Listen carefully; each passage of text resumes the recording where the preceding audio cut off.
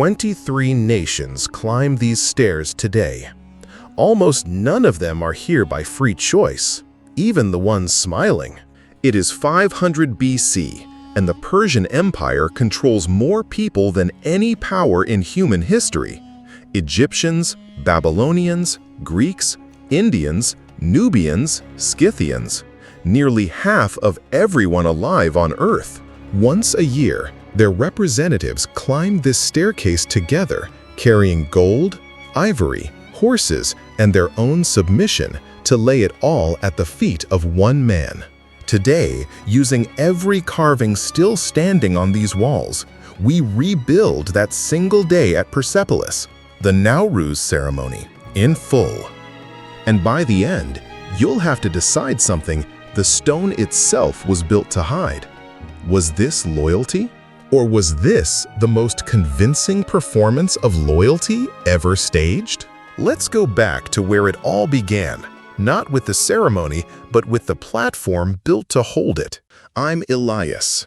Every one of those 23 faces was carved calm on purpose. Historians still argue why. I'll flag exactly where the record ends and my own reading begins. They trade, they tax, they conquer. Then, around 518 BC, Darius the First decides conquest isn't enough. He needs a stage. But Darius has a problem bigger than architecture. He did not inherit this throne. In 522 BC, King Cambyses died suddenly, far from home, under circumstances no source fully explains. A man claiming to be the king's own brother, Bardia, took the throne in the confusion. 7 months later, Darius and 6 fellow nobles killed him, claiming, after the fact, that the dead king had never been Bardia at all, but an impostor, a magus who had seized the throne through deception. 7 months of chaos, one winner. There is no way 25 centuries later to know for certain which version is true. What survives is Darius's own account of it, carved into a cliff face at Bisitun in 3 languages, where he calls his rival's rule the lie and describes himself as the man Ahura Mazda personally chose to restore truth to the world. It is, by his own telling, not a coup. It is a rescue. One story, carved in stone, told by the only man left alive to tell it. A king who takes power this way does not get to relax.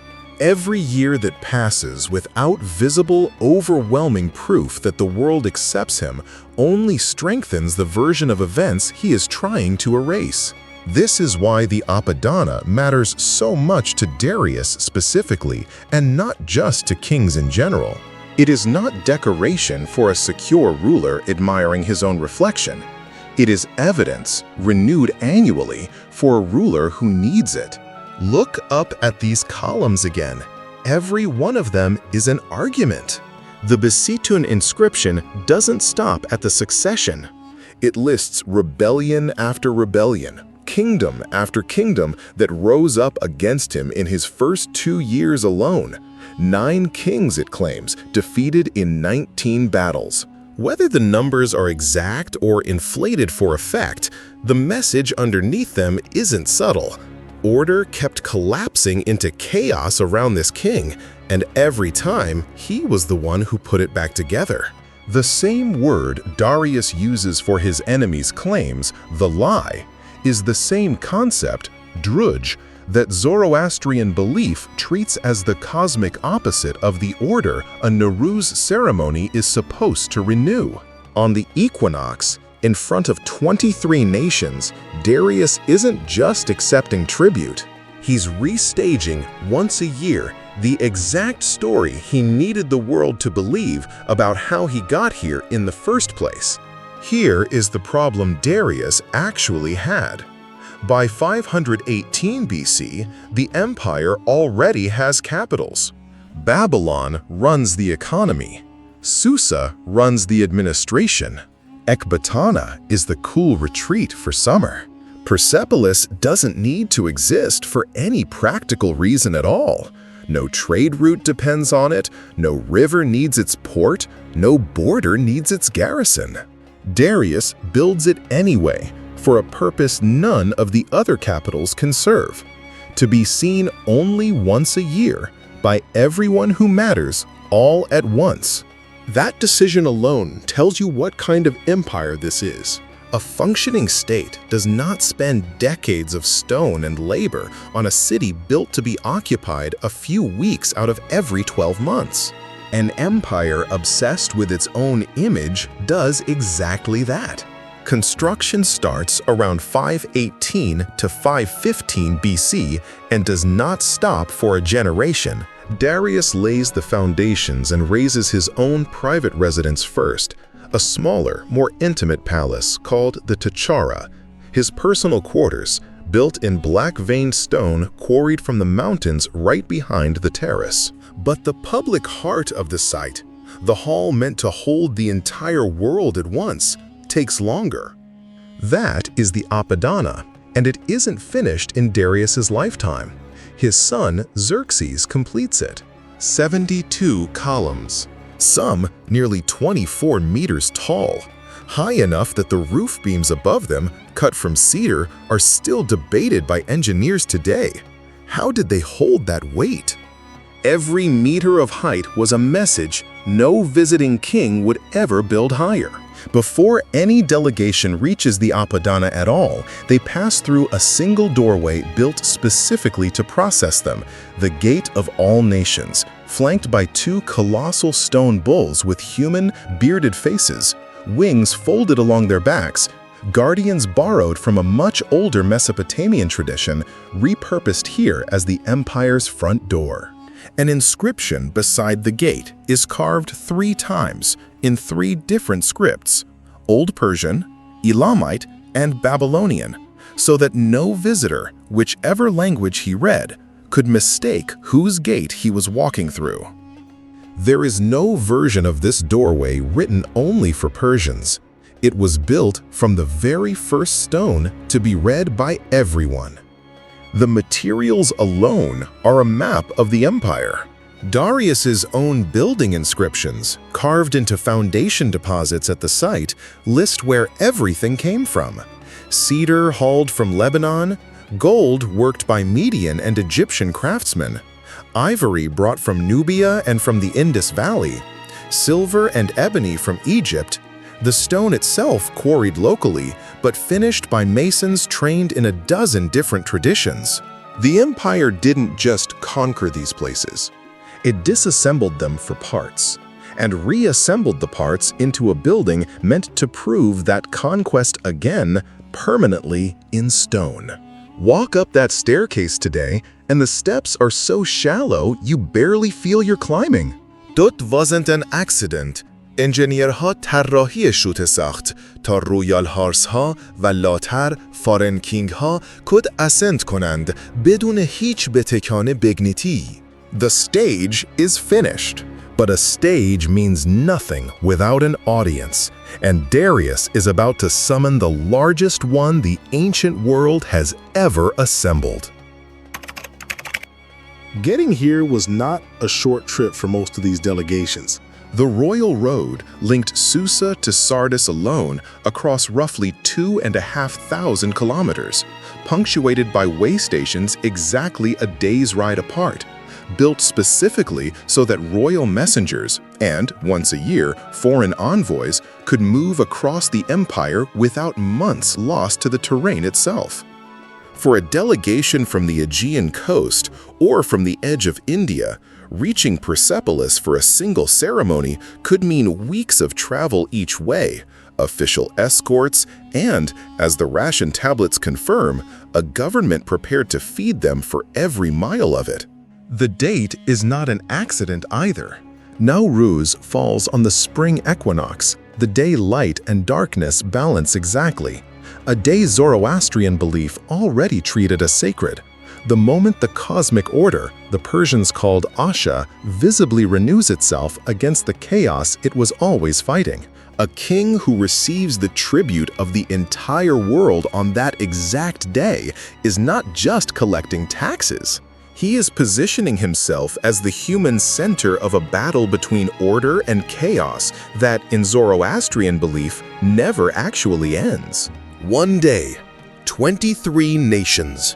The tablets don't record speeches or oaths of loyalty. They record flour, wine, mutton, precise, itemized, dated, the paperwork of an empire that ran on logistics as much as on ceremony. Thousands of clay tablets, written in Elamite cuneiform, were buried in the fortification walls of Persepolis and rediscovered only in the 1930s. They are ration records. Who was fed, how much, and when. Tablet after tablet lists grain, wine, and livestock issued to travelers, to laborers, to entire delegations passing through. None of them mention Nowruz by name, but the pattern in the paperwork does the talking instead. The volume of people fed at Persepolis spikes sharply around the spring equinox, year after year, in a city that otherwise sits mostly empty. Scholars studying that pattern, among them the historian Joe Hyland, connect it directly to a single explanation: a mass seasonal gathering timed to the new year. And the tablets tell you something else, almost by accident. The people who built this platform were not slaves. Separate treasury records show silver payments made to craftsmen and laborers, alongside their food rations, masons, carpenters, metalworkers, drawn from across the empire and paid for their skill. Herodotus, writing decades later, assumed forced labor, because that's what conquering empires were supposed to look like to a Greek audience. The tablets, written by the empire about itself, tell a more specific story. Skilled workers, on payroll, building a monument to the government that employed them. The scale of feeding everyone is staggering by itself. On ordinary days, the tablets record modest rations moving through the city's stores. On the days connected to this festival, the numbers jump. More wine issued in a single week than in an ordinary month. Livestock moving through the ledgers by the herd rather than the head. Somewhere above the staircase, in halls the reliefs don't show us, 23 delegations and their retinues, plus the court, plus the guards, plus the workers who never leave, are all being fed from the same royal stores on the same royal schedule, all at once. Herodotus, writing decades later and hundreds of miles away, put the system in one sentence: the Persians have no fixed tribute, but are taxed according to the wealth of each district, and they send gifts in addition. Tribute and gift. Obligation and theater, both climbing the same staircase on the same day. Herodotus never set foot in Persepolis. Everything he knew came second-hand from Persians he met in Greece. Elsewhere in the same book, he goes further, listing the empire by tax district, 20 provinces, each with a fixed payment in silver, a catalog of exactly how much each conquered people owed every year. He gives us the empire's ledger. The tablets give us its plumbing. We need both. And as Dr. named Theseus, who actually lived at the Persian court a century later, tells a messier story, palace gossip, harems, court in Greek. He claimed his information came from the king's own official archives. Later ancient writers didn't fully believe him. His surviving fragments only reach us second-hand, through summaries other authors made centuries afterward. But even a source this shaky agrees on one thing every other account confirms: access to the king was never casual. Every layer of protocol on this staircase existed to control exactly how close anyone, friend or subject, was allowed to get. Take Ctesias with more caution than Herodotus. But even his exaggerations hint that behind this staircase's perfect order was a court far less tidy than the reliefs pretend. On the eastern staircase of the Apadana, the largest and most iconic, 23 delegations climb, each one separated by a carved row of cypress trees, a symbol of imperial order. The Armenians lead a horse and carry a griffin-handled vase. The Ionians bring vessels typical of their region. The Scythians carry weapons, furs, their distinctive tall caps. The Medes bring folded cloth and military gear. The Babylonians bring a bull and woven textiles. The Elamites bring a lioness and her cubs. Herodotus mentions one more group by name, people who brought gifts rather than paying formal tribute. Among them, delegations from Africa, conquered under an earlier king, Cambyses. The reliefs likely put faces to exactly that distinction. Some nations pay because they must. Others bring gifts because the empire has decided, for its own reasons, to honor them instead. Not every nation on this staircase arrived with a simple history of loyalty. Egypt, marching somewhere in this procession, had already revolted once against Persian rule under Cambyses and would revolt again within Darius's own lifetime. The relief carver gives the Egyptian delegation the same calm, upright posture as everyone else, the same idealized harmony route identified across the whole staircase, with no visual hint that this was, in fact, one of the empire's most unreliable provinces. The stone doesn't distinguish between the delegation that has never once resisted and the one that has already tried twice. That omission is not an accident. It's the entire argument of this ceremony in miniature. None of this happens by accident or by chance of arrival. Court protocol determined the order of approach, who spoke, who simply presented and stepped aside, how close each delegation was permitted to stand to the king before a guard's raised hand stopped them. The throne itself sat elevated, reachable only by climbing, so that literally every person in this ceremony, regardless of rank, looked up to reach him. The king himself sits beneath a canopy, flanked by attendants the reliefs identify by their specific roles, one carrying the royal spear, one holding a cloth, positioned exactly where protocol demanded and nowhere else. Ancient Greek writers, who later described the Persian court, obsessively noted these fixed roles. Nothing near the king happened by improvisation. Even the furniture reinforced the message. The throne sat on a raised platform of its own, so that from any point on the staircase below, the geometry itself forced every delegate's eyes upward before a word was exchanged. Before the king ever appears, the immortals take their positions. The elite guard, numbering, by Greek report, exactly 10,000 men, a number kept constant by instantly replacing anyone lost to death or illness, so that from a distance, the formation never visibly changed. They line the staircase and the hall itself, spears grounded, deliberately still. Their stillness is as calculated as everything else on this staircase, a wall of controlled, silent force framing a ceremony built to look like nothing but generosity. None of these delegations shared a language with each other, or, in most cases, with the court itself. Parsi administration ran in at least 3 languages side by side: Old Persian for royal inscriptions, Elamite for day-to-day bureaucracy, Aramaic as the empire-wide language stretching from Egypt to India. Getting 23 delegations through a single ceremony without confusion meant an invisible layer of interpreters working the entire staircase, translating instructions, announcing names, making sure no delegate's gift went unrecognized. The reliefs show none of them.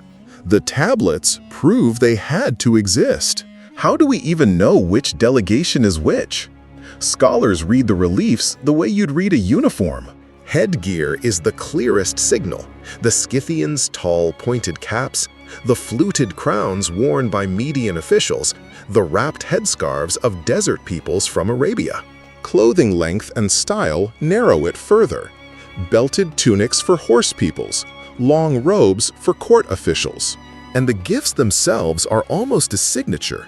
A delegation bringing ivory and exotic animals reads as African on the evidence of the gift alone, since ivory was among their most famous exports. None of this identification is perfect.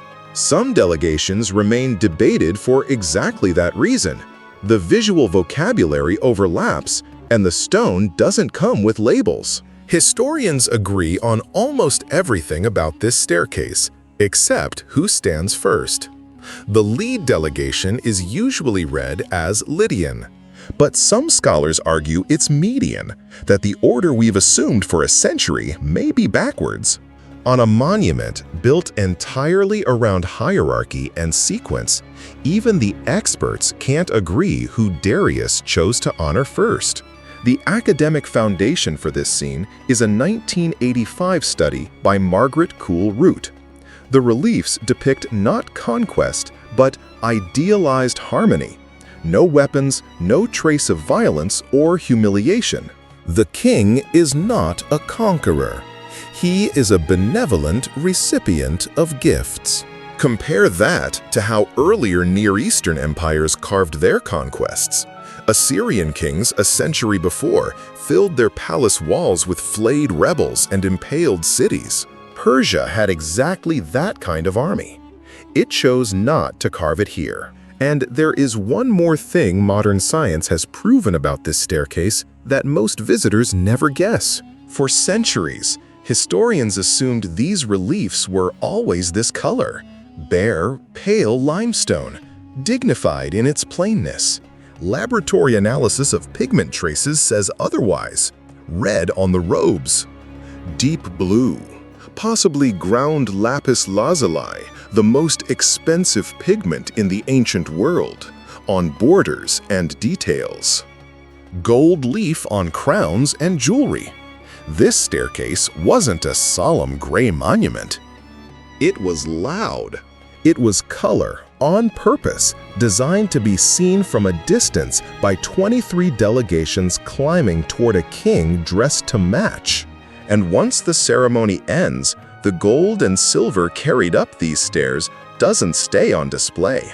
It goes into the treasury, built into the terrace itself, where treasury tablets already tell us clerks logged, weighed, and eventually redistributed it, paying craftsmen, funding the next building project, covering the enormous cost of feeding everyone who had just spent a week arriving.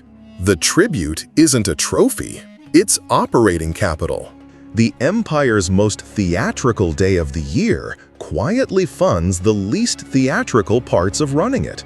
By evening, the formal procession gives way to something looser. The tablets that recorded grain and wine by the herd earlier in the week now account for it being consumed. Royal feasts large enough to require lists of their own. Dishes and drink measured out for thousands of guests across multiple halls simultaneously, since no single room at Persepolis, not even the Apadana, could seat every delegation at once. The reliefs at Persepolis itself stay silent on music or entertainment, one of the details the stones simply didn't think worth preserving. What we know for certain is logistical, not festive. An empire that could feed this many people from this many different diets and customs on the same night without the operation collapsing into chaos was displaying a different kind of power than the one carved into the staircase. Not the power to conquer, the power to organize. Behind every calm face on this staircase is a man who had no choice in being here. And one of them is about to carry more than gold up these stairs. We don't know his name. No inscription records it. But the reliefs do record where he stood, what he carried, and what his people had already lost to get here. Call him the Ionian Envoy, a Greek from one of the coastal cities of Asia Minor, cities that answer to Persepolis but have never fully accepted it. He does not know it yet, but he is standing at the edge of history. Within months, his home region will erupt into open revolt, the Ionian Revolt, 6 years of war that will pull the Persian Empire into its first real war with Greece. Right now, none of that has happened. The stone underfoot is warm from the sun. The amphora is heavier than it looks, and he has practiced carrying it up flights of stairs before, so his arms would not shake in front of the king. Around him, hundreds of other envoys are doing exactly the same private arithmetic. How to look calm while carrying something that matters more than it appears to. He carries the same amphora his delegation always carries, climbs the same shallow steps, performs the same practiced calm every other envoy on this staircase is performing. If there is unrest simmering back home, and by 500 BC there almost certainly is, Persepolis is the last place it would show. Loyalty is the only expression this staircase was built to record. Somewhere in the throne room above, a Persian official may already be speaking of restless Greeks on the mainland, a passing remark, not yet a crisis. The envoy climbs, unaware that the empire's confidence in this moment is closer to its limit than anyone carved into this stone will ever admit. He is not alone in carrying more than the gift itself. Further back in the line, an Egyptian delegate carries the same practiced calm, except his people have already revolted once, and everyone in this procession, including the guards flanking the stairs, knows it. If the Ionian envoy's danger is still in the future, the Egyptians is already written into the empire's memory. Yet the relief will carve them identically. Same posture, same offering gesture, same untroubled face. The stone doesn't rank its delegates by how much trust the empire actually places in them. That, too, is part of the performance, a lie of a mission carved in limestone, applied equally to a nation that has never resisted and one that already has twice. Multiply his private uncertainty by 23 delegations, by hundreds of individual envoys, and the staircase stops looking like a stable empire at rest. It starts looking like a performance the empire needed more than it let on. He reaches the top of the stairs. He kneels. He hands over the amphora. And the only record that any of this cost him anything will survive on a ration tablet buried in the dirt below him, not in the stone he just climbed. So, loyalty or performance? The tablets and the reliefs together give the answer the stone alone could never give. The logistics were real. The grain, the labor, the months of preparation. The harmony was manufactured. Not one carved face on that staircase was permitted to show what waiting rooms and ration lists prove was actually required to get it there. Persepolis's greatest weapon was never its army. It was its ability to make submission look like celebration and make that image outlast the empire itself by 2,500 years.